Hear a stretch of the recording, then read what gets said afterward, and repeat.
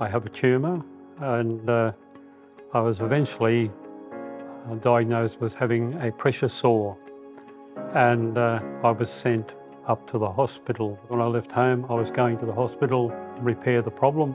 I would then return home.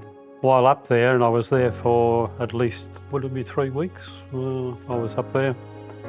They indicated that perhaps I'd better come and seek accommodation. Initially, the transition was quite daunting, actually. It was with a bit of trepidation because I had never been involved with one place like this, and I had no idea what I was getting into. Initially, I found it really difficult. It's hard not to get emotional about it, but the move was very sudden. As Richard said, we just thought he was going to hospital, that he would come home again. Richard disappeared into here, and I went home. I had been caring for Richard for some years, and I was so involved, and then all of a sudden I thought I wouldn't be. That was really hard, but I really admire the staff, the way I was included from when I stepped through the door. I was always greeted, I was part of everything, part of the decision making, and that helped tremendously. The respect that we're given, both myself and to Jen, has been amazing.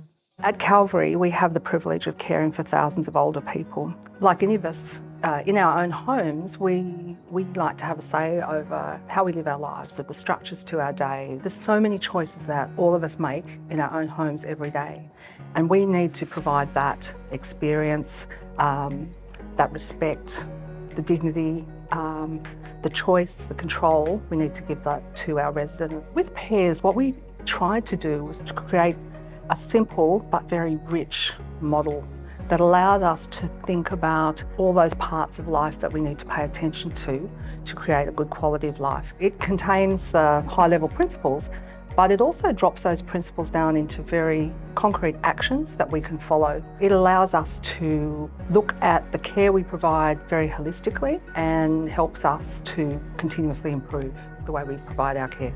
So the P is personhood, and it's the most important overarching part of the PEARS model. It encompasses choice and control, it addresses diversity and inclusion, and also spirituality.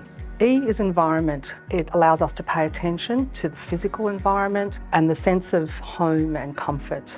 A is about activity, and that covers everything from the physical activity that we would do every day, and that is very important for our physical and mental well-being. It also refers to meaningful activities, the sort of things we enjoy doing that give us sense and purpose during the day. One of the most important things to our residents and to our staff is the relationships that residents form with our staff, with each other, and the way we can invite communities in to maintain our residents' connection.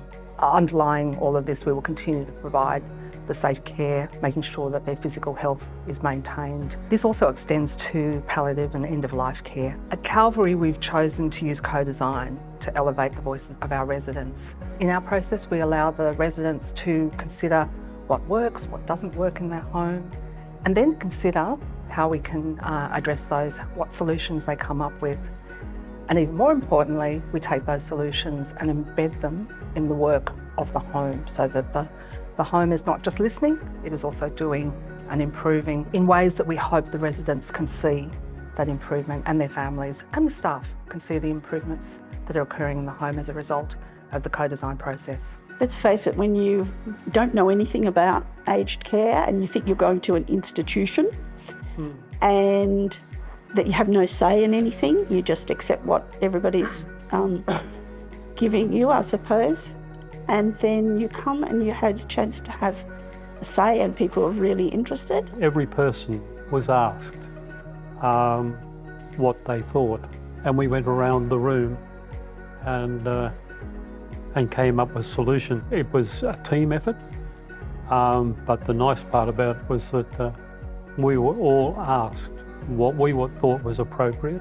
Then if you thought of something later on, you wouldn't feel embarrassed or intimidated by going to management and saying, you know, what about this idea, or if you think of that idea, you know, that somebody might listen and take these things on board. This is their home. I know it's never the same as home, it's quite daunting, but it's about listening to them and what they want to do with their life and try and make their experience enjoyable and have them in control. By the staff listening to how it was for Richard or how it was for me as a visitor, is it gives different perspectives. So, and you can see the perspective of staff. The benefit is having those courageous conversations with one another and actually seeing each other's side of what actions, what we're doing and what we could do better.